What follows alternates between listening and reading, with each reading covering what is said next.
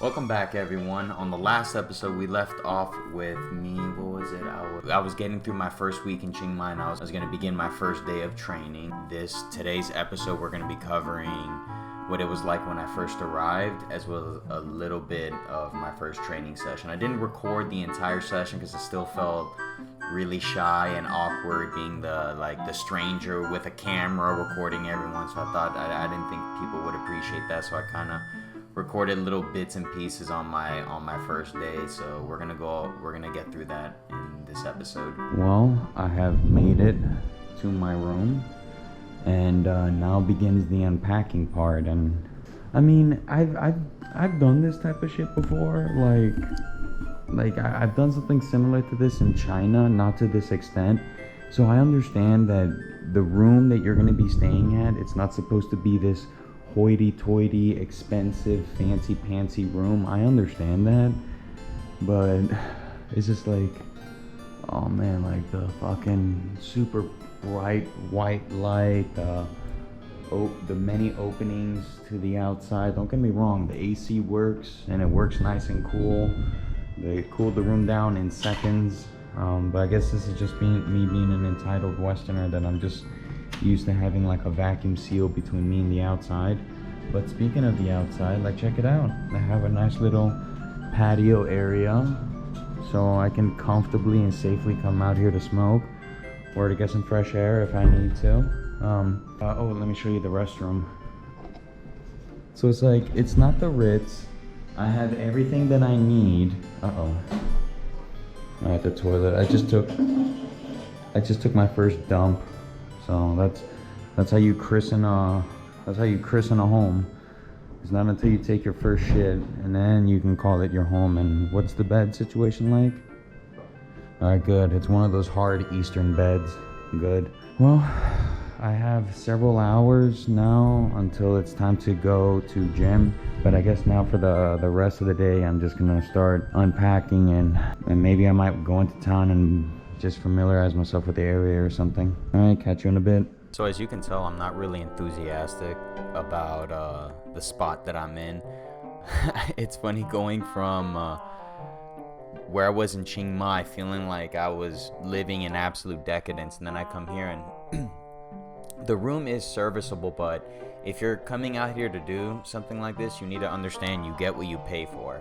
So the room that you're gonna be in, it's not gonna be this fancy room. It's gonna be a pretty banged up shit show. But I've done this before, and when the first time I did this, I went to some village in China to study kung fu. So when I got to my room, I understood why it was as cheap as it was.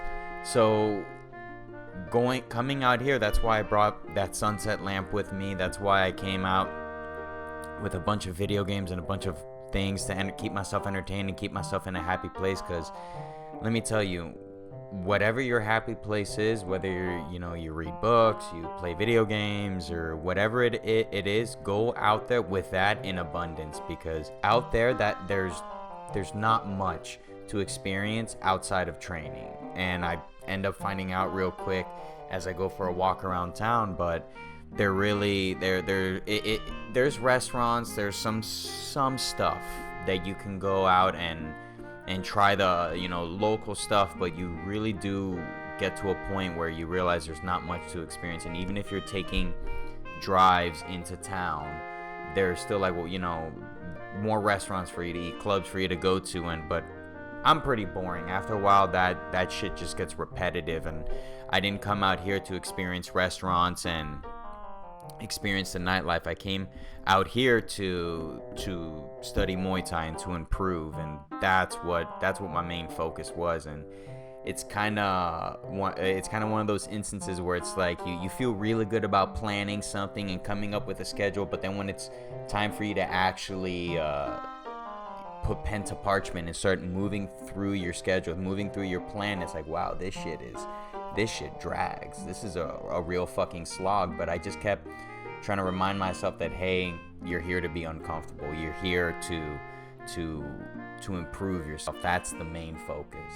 So, you know, your how entertained you are, how comfortable you are, that's secondary or even tertiary. Don't even worry about that. Don't think about that. You're safe, you're healthy, you have everything you need. Keep pushing forward. So if you're coming out here to do that type of shit, keep what I say in mind. Find whatever your happy place is, bring that shit with you, and do your best. Try to make your living situation comfortable. Decorate it. Put up some lights. Do something, because these rooms are fucking crack dens.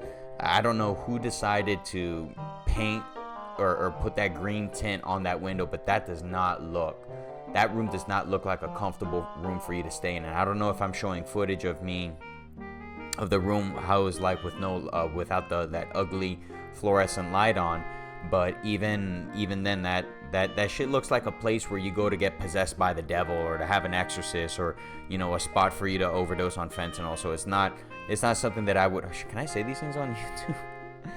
It's not a place that I would recommend you take it as is. Bring whatever you can to make it your own place. All right, room, you be good. Turn the air off, turn the light off, lock the door, don't lose the key, and off I go. Damn, that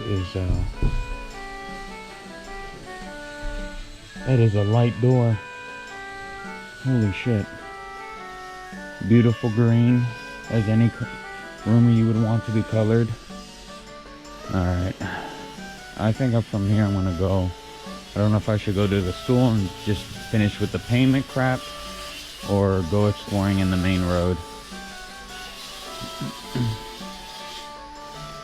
An hour. I'm gonna go exploring in the main road. Let's do it.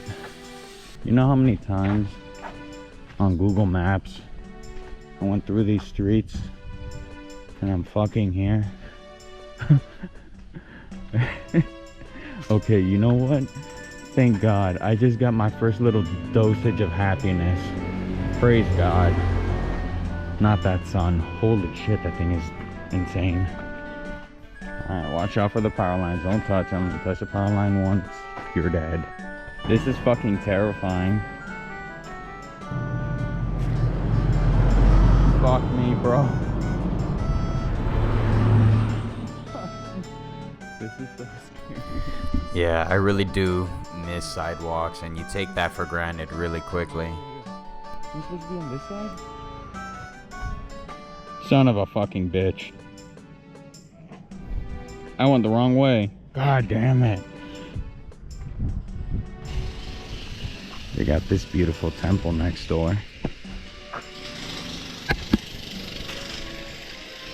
Ooh, very beautiful. That actually looks like one of the better shrine temples I've seen. Holy shit. Damn, this is a lot longer walk than I thought it was going to be. Fucking hell. I don't know, I'm not hungry or anything. Well, what to do?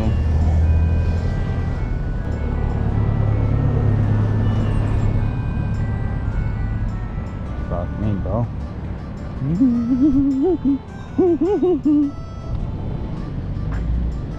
This is the main road. This is my life. The fact that there's stores and restaurants and all that stuff right here is a blessing. So, ow, shit, I almost rolled my ankle. And these roads scare me, man. I'm terrified because I always think I'm gonna get ran over. But it's all good, it's chill.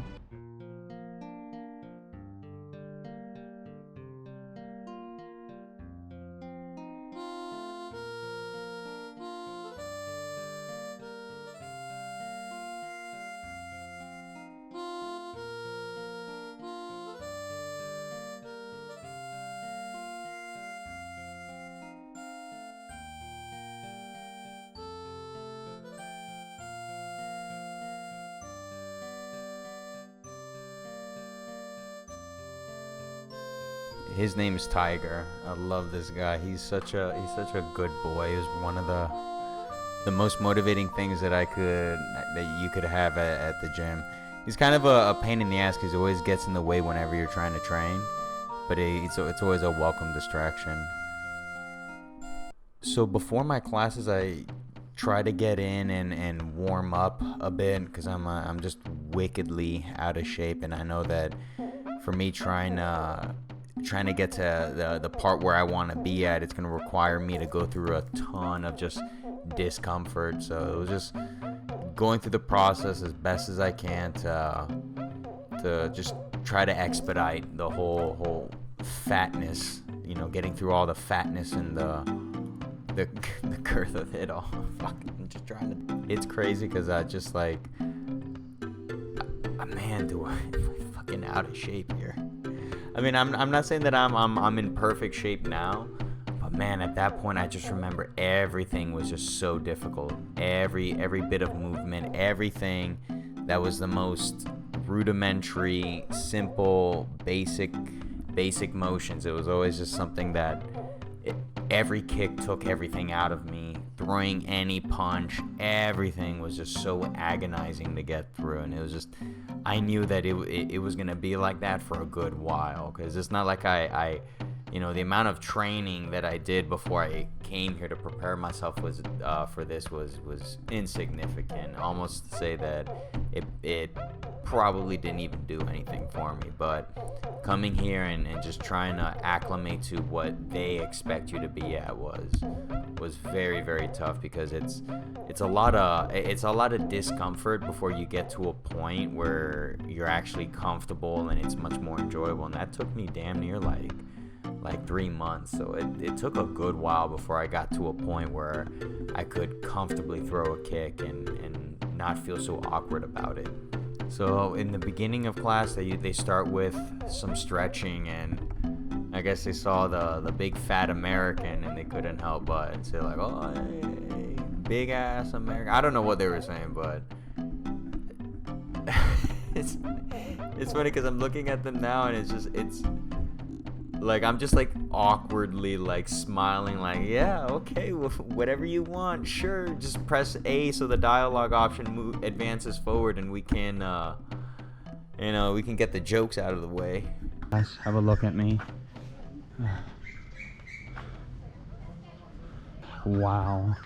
Oh my god, dude, that was humbling to say the least. I remember at one point when I was doing bag work, my G, I was just like, everything got fuzzy. Everything just felt white, fuzzy, and I got cold. Like cold chill down my spine.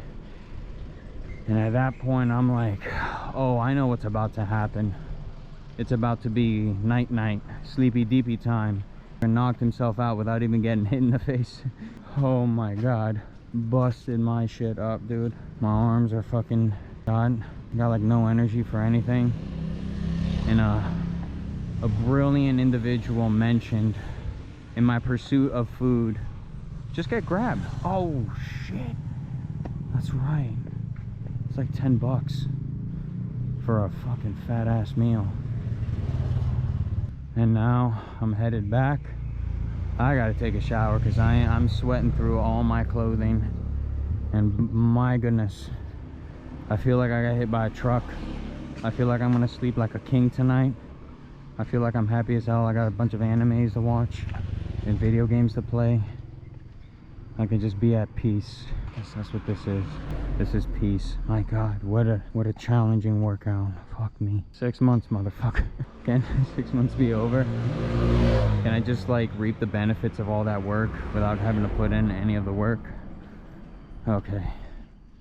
I'm gonna go fucking die. I'll see you back at the room.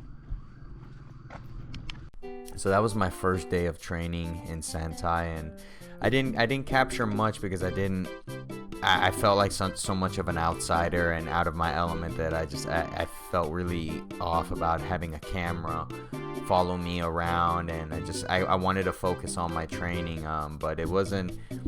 If I had something that made me look good, I'd show it, but I just felt that it was very awkward. It was very challenging. Everything just felt so weird. All the movements, even basic things like throwing a punch, all that I had to learn every single step, and it was just being reduced to that level, it was something. And then especially going into when I was doing bag work, and that, wow, man, it took a while. I don't think bag work ever got easy, but it was definitely a lot more it gets more enjoyable, of course, when you become more proficient with it and you become more comfortable with throwing kicks and punches, and you're no longer really struggling through the basic movements. Instead, you're trying to add very bits of minutia into your form to make it as best as you can, as it can be. And bless the trainers, they did a really good job, but English isn't their first language, so a lot of they can't sit there and explain every single bit. Usually I had to rely on other classmates or just constant repetition until it eventually clicked with me. So that was my first round of training. The next day I had to go for I went running, and I actually recorded myself doing bag work. So if you want to see what that's gonna look like and you want to have a good laugh, stick around, because I'll be uploading that episode the following week that this episode's uploaded. So until then, guys, I'll catch you later.